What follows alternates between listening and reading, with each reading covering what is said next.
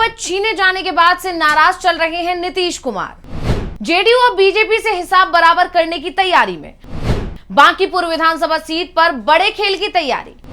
घबराए सम्राट चौधरी ने बुलाई एनडीए की बैठक। नीतीश कुमार से बीजेपी ने जब से सीएम पद छीना है तब से ही बिहार में जेडीयू के अंदर नाराजगी दिखाई दे रही है। शुरुआत में नीतीश कुमार शांत दिख रहे थे, लेकिन अब फिर से सक्रिय हो गए हैं और नीतीश की इस बढ़ती सक्रियता से बीजेपी पहले से ही हैरान दिखाई दे रही थी और अब जेडीयू के अंदर से बदले की आवाजें आने लगी हैं। बदला जेडीयू से सीएम पद छीनने का है, बदला बिहार के जनमत को बदलने का है। बिहार के लोगों ने नीतीश कुमार को सीएम बनाने के लिए वोट दिया था, लेकिन बीजेपी ने नीतीश से सीएम पद छीन लिया।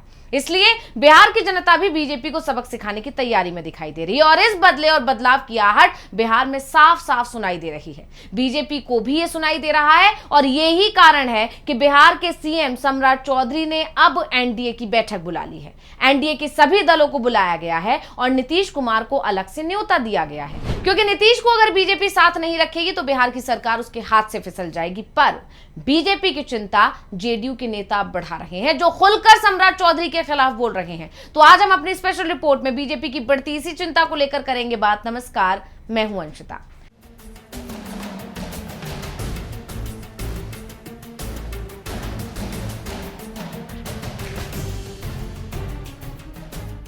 जेडीयू के अंदर से बदले की आवाजें आ रही हैं, बीजेपी को सबक सिखाने की बातें हो रही हैं, नीतीश की बेइज्जती का हिसाब किताब करने की बातें हो रही हैं और यह सब तब हो रहा है जब बीजेपी को नीतीश की सबसे ज्यादा जरूरत महसूस हो रही है। इस वक्त बिहार में बांकीपुर विधानसभा सीट पर उपचुनाव हो रहा है। चुनाव आयोग ने उपचुनाव का ऐलान कर दिया है। 1.5 साल पहले विधानसभा चुनाव हुए थे, यहां से बीजेपी के नितिन नवीन चुनाव जीते थे। नितिन नवीन बाद में सांसद बने, बीजेपी के राष्ट्रीय अध्यक्ष बन गए, जिसके चलते उन्होंने बांकीपुर सीट से इस्तीफा दे दिया। नितिन नवीन ने इस्तीफा दिया तो जेडीयू की तरफ से दावा पेश कर दिया गया। जेडीयू का कहना था कि यहां उसका बड़ा आधार है। नीतीश ने सीएम पद की कुर्बानी दी है, इसलिए बीजेपी को भी अपने अध्यक्ष की विधानसभा सीट की कुर्बानी देनी ही चाहिए। लेकिन बीजेपी ने यह सीट अपने ही पास रखी।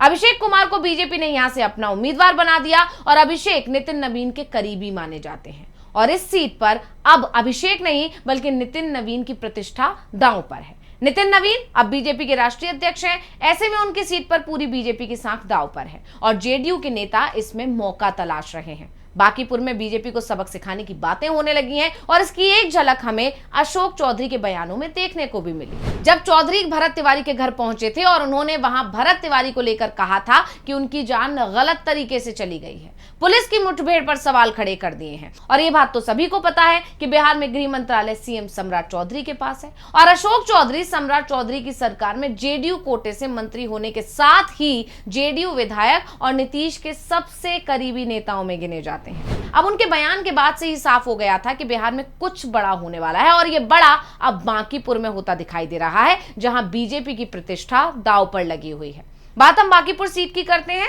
तो ये सीट सीमांकन के बाद 2010 में अस्तित्व में आई थी और तभी से इस सीट पर बीजेपी का दबदबा है। 2010, 2015, 2020 और 2025 में इस सीट पर बीजेपी की टिकट पर नितिन नवीन चुनाव जीतते चले आ रहे थे, लेकिन इस बार उनके लिए बीजेपी के हक में इस सीट को लाना आसान नहीं दिखाई दे रहा है।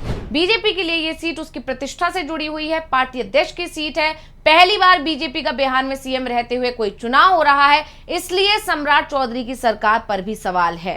बांकीपुर की जमीनी रिपोर्ट ने भी सम्राट चौधरी की नींद उड़ा दी है, जिससे घबराकर अब उन्होंने एनडीए की एक बैठक बुला ली है, जो कि 10 जुलाई को होने वाली है और बैठक में नीतीश को विशेष रूप से बुलाया गया है। अब नीतीश को बुलाने की जरूरत इसलिए पड़ गई है क्योंकि बांकीपुर की सीट फंस गई है। प्रशांत किशोर के मैदान में आने और स्थानीय स्तर पर कांग्रेस का प्रशांत किशोर को समर्थन करने की अपील के बाद से बिहार की सियासत में बड़े बदलाव के संकेत मिल रहे हैं और यही कारण है कि सम्राट को एनडीए की बैठक बुलानी पड़ी है। पांचों दलों के नेताओं को न्योता दिया गया है, सांसद, विधायक और जिला अध्यक्षों को बुलाया गया है। बैठक में सभी से फीडबैक लिया जाएगा। पूरी बैठक में सम्राट नीतीश को अपने साथ रखेंगे। यह भी कहा जा रहा है कि बैठक भले ही सम्राट ने बुलाई हो, लेकिन बैठक में नीतीश का ही दबदबा दिखाई देने वाला है, क्योंकि सबसे ज्यादा शिकायतें सहयोगी दलों की तरफ से ही आने वाली हैं। सम्राट चौधरी के कामकाज को लेकर गठबंधन के अंदर जो नाराजगी दिखाई दे रही थी, वो इस बैठक में खुलकर सामने आ सकती है। लेकिन बीजेपी को इस वक्त गठबंधन सहयोगियों की नाराजगी से ज्यादा चिंता है बांकीपुर सीट की। ऐसे में नीतीश को एक बार फिर से आगे किया जा सकता है, लेकिन सबसे बड़ा सवाल यह उठ रहा है कि क्या जेडीयू नीतीश से सीएम पद छीनने के अपमान को इतनी आसानी से भूल जाएगी? और अगर जेडीयू का साथ नहीं मिला तो क्या बीजेपी बांकीपुर का अपना किला बचा पाएगी? बात अगर हम बांकीपुर विधानसभा सीट की करें तो इस सीट पर 30 जुलाई को वोटिंग होने वाली है। प्रशांत किशोर के चुनाव मैदान में आने के बाद से मुकाबला दिलचस्प हो चुका है और बीजेपी ने नितिन नवीन के करीबी को टिकट देकर साफ कर दिया है कि वो इस सीट को आसानी से अपने हाथ से नहीं जाने देगी। ऐसे में यह मुकाबला बेहद कड़ा होने वाला है और ये जेडीयू को यही वक्त दिख रहा है जब वो बीजेपी को सबक सिखा सकती है। तो अब अगर बीजेपी का उम्मीदवार बांकीपुर सीट से चुनाव हार जाता है तब बिहार में एक बार फिर जेडीयू को कमान अपने हाथ में लेने का मौका मिल जाएगा। नीतीश कुमार एक बार फिर से सीएम बन सकते हैं, क्योंकि अगर सम्राट चौधरी बीजेपी को अपने सबसे मजबूत किले में और वो भी उपचुनाव में जीत नहीं दिला पाते हैं तब तो सवाल उठेंगे ही कि बिहार में बीजेपी और एनडीए को नीतीश की बहुत ज्यादा जरूरत है और नीतीश ही हैं जो बीजेपी को जिता सकते हैं। यानी नीतीश के बिना एनडीए कुछ भी नहीं है, बीजेपी कुछ भी नहीं है। वैसे सवाल ये भी उठ रहे हैं कि क्या नीतीश कुमार बांकीपुर सीट पर चुनाव प्रचार करने के लिए जाएंगे, क्योंकि अभी तक जेडीयू की तरफ से इस तरह का कोई बयान सामने नहीं आया है।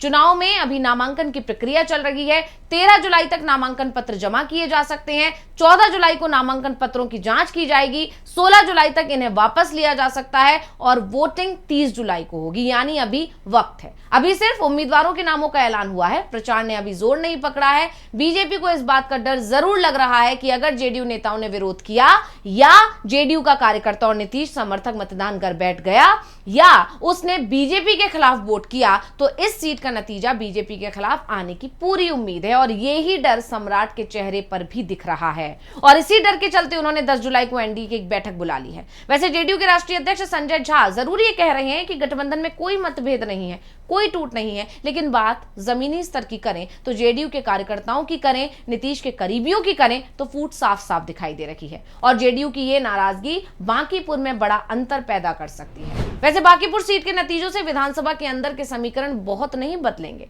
लेकिन बिहार की सियासत के समीकरण बहुत बदल जाएंगे।